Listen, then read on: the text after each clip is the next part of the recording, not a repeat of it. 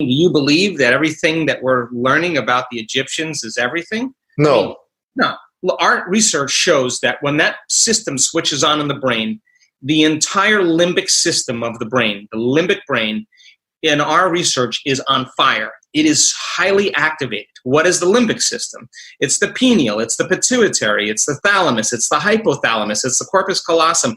It's just little package right underneath there, the hippocampus, the amygdala, this whole kind of network. That eye of Horus is a side section of that part of the brain. So our research shows that that limbic brain switches on. The Egyptians knew the thinking brain was the architect, the designer, and that this system was the creator. So design it with your thinking brain, but then surrender it and get out of the way and allow this system to hook up to energy and begin to turn it into to an experience. So I think the Egyptians, there's a lot of secrets in that culture that we haven't been told. There certainly the gods were real. Certainly the pharaohs had a connection to the gods, and certainly there were initiations that were about activating another world, entering another world, and I think that's the power behind the culture. I'll answer it on two levels. The first level is really just 3D reality. Look, I mean, we live in an age of information. Information is so readily available, and in an age of information, ignorance is a choice. You don't need a doctor, you don't need a priest, you don't need a rabbi, you don't need a minister, you don't need a teacher, you don't need an authority, a governor to gain information. You can access information at your fingertips. And why is that important? Because information creates a greater level of awareness. Awareness is consciousness. You can't have consciousness without energy. So the more aware you become of knowledge and information, you're going to begin to see things that always existed, but you didn't have the understanding to see it. So what's the significance of that? Well, a change in energy, a greater level of consciousness is going to cause everything that's not consistent with that energy to begin to unravel or unspiral. So you're seeing politics, you're seeing economics, you're seeing religion, you're seeing education, you're seeing journalism, you're seeing the environment, you're seeing medicine, everything unraveling because people know too much. So then people are no longer taking things from authorities as face value. They're more proactive in searching for information and finding answers to their problems. So now imagine me, 1999, 1998, I started this journey. And when I started teaching, there wasn't a big listening for this. I mean, people didn't get it. Now, so you didn't have thousands of students at the beginning, huh? Well, no, people just didn't hear it. So then fast forward to today, I stand in front of an audience and I don't even hold back. I know people are informed. I just walk out and I'm just going. I know. People are getting it. They're informed, right? So there's that. But then you have people that, as you witnessed, standing on the stage or standing up in an audience and telling you, I had this condition, I had rheumatoid arthritis, I had lupus, I had a Parkinson's disease, I've had 50 brain tumors in my brain, and they tell their story in front of an audience, stage 4 cancers. We see this all the time. They're standing out in front of an audience of 1,000 or 1,500 people, and they're telling the story, and it's not pretty, but it's their story. And I stand behind the person, and I look out in the audience, and there isn't a person that's not paying attention. Everybody's leaning in because this is truth. And they're looking at them, and they're thinking, he doesn't look any different than me. He doesn't look any better than me. He doesn't look young. He does not buffed. He's not dressed very well. I don't know if he's wealthy. He's just a person. And why is that important? Because that's giving you permission to do the same. So now evidence is speaking very loudly. So now there's footprints in consciousness in the field that someone can step into. And by the same means, there's evidence in our research, and people can look and see, oh my God, there's the guy that had 50 brain tumors who no longer has any brain tumors. I mean, he told the story in November in Brighton, and guess what? The whole entire audience was in tears, and he wasn't doing it to be famous. He was doing it to help other people. So that person who has cancer, who's struggling to change it, is going to think of that guy. And it's going to be a reason for them to wake up in the morning, because they told him he wouldn't live through the night 3 times. They said, you're going to die. You're not going to make it.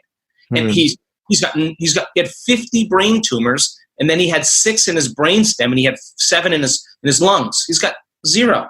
The doctors call him a miracle.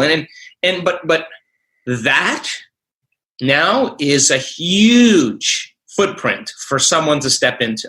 I mean, think about the species of human beings, okay? We are a living organism, no different than a school of fish or a flock of birds. Human beings are a living organism. And a living organism that's going to sustain itself and begin to evolve is going to have to be able to teach one another, to learn from one another, to take care of one another, to heal one another, to create for one another, to give and serve one another. That's how an organism functions in holism. That's how something. Right. So competition, hostility, prejudice, fear, anger, pain, suffering, all of that has to go. Right. And so my interest is to create a change in the species, maybe not be the entire species, but just like the lizard that finally decided to become the salamander. He had to go through some trial and error, lose a couple limbs in the process. But long evolutionary process, but look what the organism can do. So I believe that we are way more capable of doing so many more amazing things. And all I want to do is say, okay, someone says I healed myself. Well, I healed myself, then I should be able to heal another person. Okay, well, now I healed myself and I healed another person. I should be able to heal a person on the opposite side of the planet. All I need is a picture, and if I'm in the field, there's no separation. So our students are doing that. Our students are healing one another. That's what the living organism does. You saw it. Yeah. And now students are saying, there was a great example, a woman that was in our event in Cancun in June. Her brother had a massive seizure and a stroke, and he was in a coma for 2 weeks. And she got the group together that was in the advanced week-long event in Cancun. She put a picture and sent it all to them on the internet, on the emails. They all went up, went into the field, connected with him. Within 1 hour, he got discharged from the hospital. He came out of his coma. Now, unbelievable. That's the next level. Yeah. So then every single experience that we create affords us the understanding of possibilities we could never, ever consider until we had that experience. So it's the unknown. I know that. Was that new to you also? That was like a miracle moment for you? No, it's not new, but it's now being done. So now I'm living in a time where I'm waking up in my dream.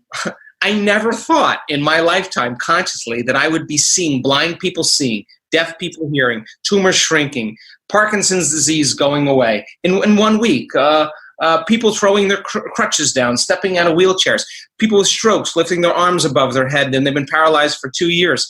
I mean, it's happening. Right. So then imagine a living organism that's tuned up, one mind, one heart. We should be able to reverse the events that are taking place in this world if we get really good without having to go anywhere, but not just focus on peace during our meditations and then be angry the rest of the day or hostile. No, to live the prayer. Why? Because we have to do it with our eyes open as well as our eyes closed. And we got to be able to live that prayer so that we give other people permission to model us and say, wow, that guy's different. He's not predictable. He's different. And people begin to latch on to that. So what's the significance of that? Well, you witnessed coherence healing. What? You think that when we get really good at this, that you're going to, when there's a child there that's sick, are you going to put your blindfolds on and sit down and close your eyes, or they need something immediately? You got to be able to do it with your eyes open on command. Like, let's go. I know how to connect. I've practiced connecting for the last 2 years. I know when I'm connected and I know when I'm not. So just give me a second. Now let's go. Now that is mastery.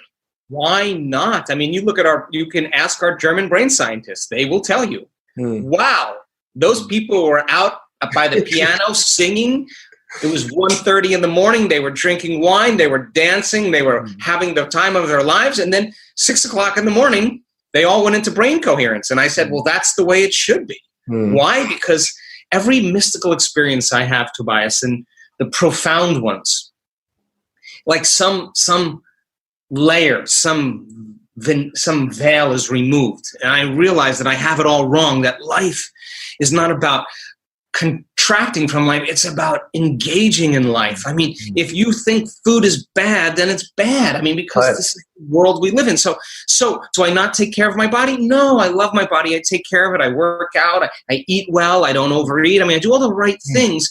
But if you're at my house and I'm cooking for you, I'm going to open a great bottle of wine. We're going to turn on some music. You're going to get a knife, and we're going to have some fun. And you're going to remember this night for the rest of your life, because that's why we're here, to enjoy it.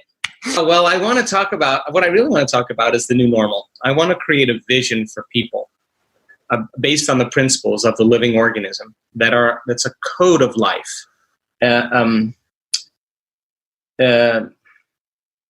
A way of being that people can begin to apply, that we start creating small cultures of people and communities of people, and we practice how the living organism functions to see what kind of effects that we can begin to create. Because we are in such an unusual age right now, because the age of selfish individuality has to end for the living organism to thrive.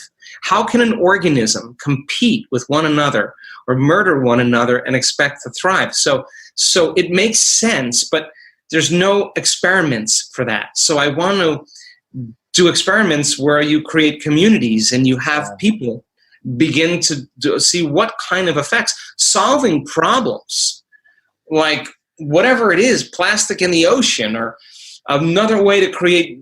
I saw this brilliant thing on a show the other night, and I never even watched TV. I don't know why I turned the TV on. It was on 60 Minutes, and I turned right to it, and I sat down, and there was an older man who would go to Walden Pond, where all the transcendentalists would go. He's not a scientist, and he figured out a way to create sugar that has no calories, that's made from corn, that doesn't rot your teeth. He's got gasoline that you could drink as alcohol or put in your car that emits no carbon emissions. He's got medications, all from this technology. And the university scientists are all on his board, and that came from his mind. So that's going to clear out, if it becomes 30% of people using that for emissions around the world, well, we're changing the destiny of mankind. I believe that information in the field can be accessed to resolve those problems. We just need to put our mind on that instead of the Bachelor or housewives of whoever dancing with whatever. I mean, that's not an expression of our greatest potential. And I believe that the mind is the answer from this point forward. Well, look, I mean, you want to control people, control their emotions. I mean, that's what it's all about. You can change the channel. You can go from anger with news to sports and competition to a soap opera and sadness and pain, and you can feel anything you want to feel, and people are relying on that outside of them. But what's happening now, and I just came from another podcast and run by a Hollywood person. They're interested in the truth, and many people are interested in the truth, and it's not a bunch of talking heads in a documentary talking about what's possible.